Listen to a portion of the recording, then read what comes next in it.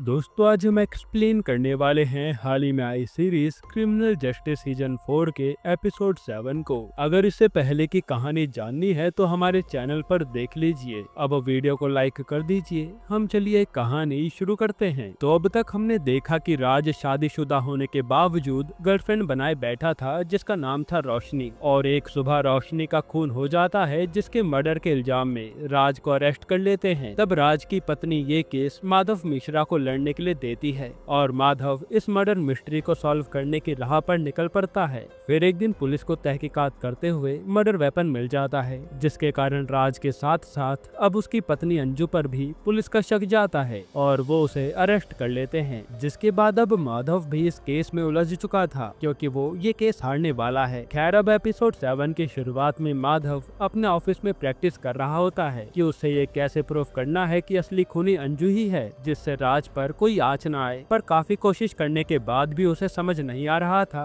कि वो करे तो करे क्या। इसके बाद अगले दिन केस की हियरिंग होती है जहां माधव और शिवानी केस के लिए जाते हैं। वहीं दीप भी इस केस पर अभी और रिसर्च करना चाह रहा था इसलिए वो उसी में बिजी था। इधर हम राज की माँ को गुरुद्वारे में देखते हैं और जैसे ही वो लोगों के पास आकर बैठती हैं तो लेडीज उनसे दूर हो जाती हैं। एक तरह से सब उन्हें खूनी की माँ समझ रहे थे जो बात उन्हें बहुत बुरी लगती है। यहाँ अब कोर्ट में माधव राज के दोस्त को कटघरे में बुलाता है और पूछता है कि आप लोग तो काफी अच्छे दोस्त थे ना, और आप ही ईरा के इलाज भी कर रहे थे, तो ईरा को क्या बीमारी है। इस पर अर्श बताता है कि ईरा को मेंटल डिसऑर्डर है जिसमें वो ठीक से बोल नहीं पाती। हालांकि वो अपनी बात आर्ट के जरिए कन्वे करने में आसानी समझती है। जो सुनकर माधव को याद आता है कि उसने ईरा के पास ड्राइंग बुक देखी थी जिसमें रोशनी की अजीब सी फोटो थी। फिर यहाँ अर्श ये भी बताता है कि उसे एक और प्रॉब्लम हाल ही में हुई थी, इंसुलिन स्पाइक होने की, और इसके लिए रोशनी भी काफी परेशान थी क्योंकि वो बार बार ईरा के बारे में पूछती रहती थी। फिर माधव पूछता है कि जितना ईरा के लिए रोशनी आपको बार बार फोन करके उसकी रिपोर्ट के बारे में पूछती थी उतना कभी अंजू ने ईरा के बारे में आपसे बात करी है,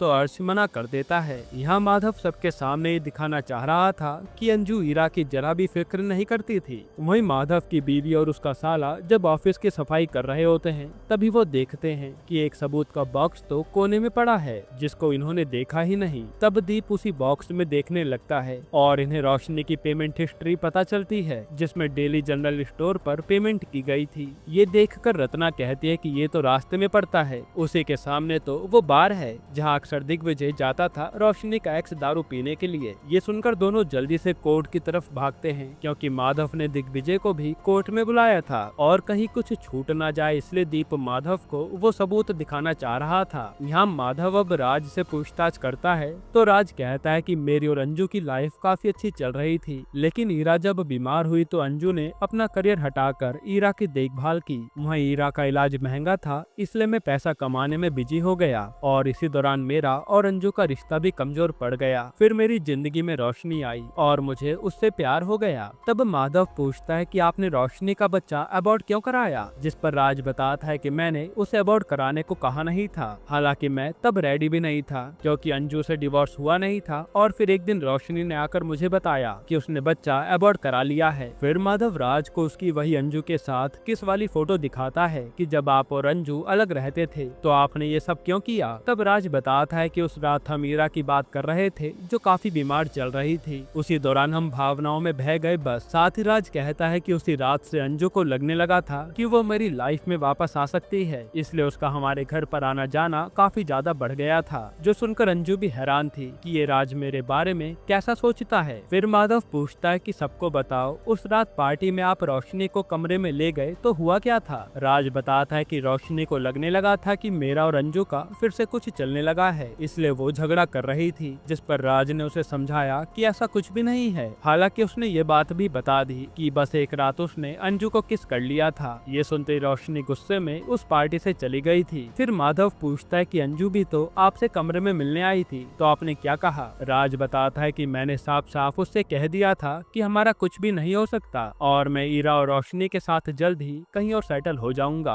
अब ये सब सुनकर बारी आती है लेखा की, जो यहाँ आते ही राज को अपनी थ्योरी बताती है कि आपने ही रोशनी को मारा है जब वो सुबह ईरा को दवाई देने आई होगी, क्योंकि कल रात पार्टी में ड्रामा होने के कारण आप रोशनी से गुस्सा थे इसलिए आपने उसे मार डाला। जिस पर राज कहता है कि मेरे आने से पहले ही रोशनी को किस किसी और ने मार रखा था और मेरा इस खून से कोई लेना देना नहीं है। लेकिन लेखा तो अभी भी राज को ही गुनहगार साबित करने में लगी हुई थी। फिर जब बारी अंजू की लॉयर की आती है तो वो भी राज पर ही ब्लेम डालने लगती है कि ये सब आपने ही करा धरा है और अब कोर्ट में झूठी बातें कर रहे हो, साथ ही इसमें अंजू का कोई लेना देना नहीं है। तभी वहाँ शिवानी पर दीप का कॉल आता है जो बताता है कि माधव से कहना कि दिग्विजय के बारे में कुछ पता चला है, मैं आते ही बता दूंगा, बस थोड़ा समय लगेगा। ये बात आकर शिवानी माधव को बताती है कि आप कोर्ट का थोड़ा टाइम पास कीजिए, दीप कोई सबूत लेकर आ रहा है। तब यह माधव दिग्विजय को कटघरे में बुलाकर फालतू के सवाल पूछने लगता है और उसकी लव स्टोरी के बारे में भी पूछता है। पर जज तो माधव को ही डांट देते हैं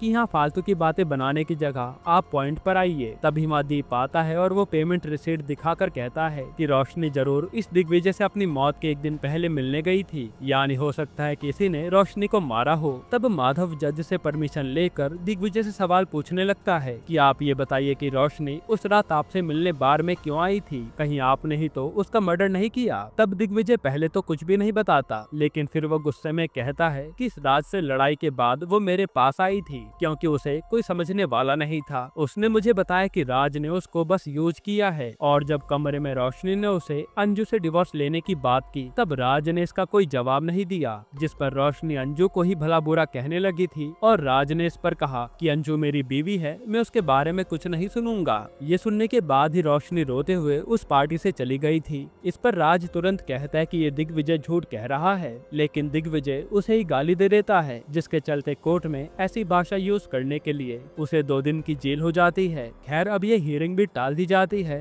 और अंजू की लॉयर माधव का ही मजाक बना रही थी कि ये राज को बचाने के लिए सबूत लाया था, पर उल्टा राज ही फंस गया। वही ईरा अंजू से मिलने कोर्ट में आ जाती है, जिसे देखकर अंजू इमोशनल हो जाती है और फिर वो ईरा से कहती है कि जो भी हमारा सीक्रेट है ना उसे किसी से बताना मत। तब ये सब दूर से खड़ा माधव देख रहा था। अब इसके बाद माधव इसी विचार में डूबा रहता है कि वो इस केस को सॉल्व करे तो करे कैसे, क्योंकि सारी चीजें उलझी हुई थी। फिर अगले दिन माधव दीप के साथ जब केस की तैयारी कर रहा होता है तो कहता है कि अभी तक असली खूनी का पता नहीं चला है, लेकिन ये अंजू की वकील मंदिरा अपना गेम जरूर खेलेगी। तब दीप कहता है कि अंजू ने उसी दिन कमला को पैसे दिए थे जब उसके बैग से मर्डर वेपन मिला था। ये बात हम घुमा फिरा कर अंजू को इसमें फंसा सकते हैं, लेकिन माधव कहता है कि अभी भी इस पॉइंट में काफी लूप होल्स हैं। फिर जब वहाँ शिवानी और रत्ना आते हैं तो ये लोग केस के बारे में ही बात कर रहे थे। यहाँ शिवानी बताती है कि ऐसा भी तो हो सकता है कि राज को लगा होगा कि रोशनी पार्टी के अगले दिन नहीं आएगी, वहीं अंजू को भी लगा होगा कि रोशनी ईरा को दवा देने सुबह नहीं आएगी, इसलिए वो जब ईरा को दवा देने गई होगी तो वहाँ उसे रोशनी मिली और फिर जो हुआ वो सब जानते हैं। इस पर माधव कहता है कि पॉइंट वैलिड है,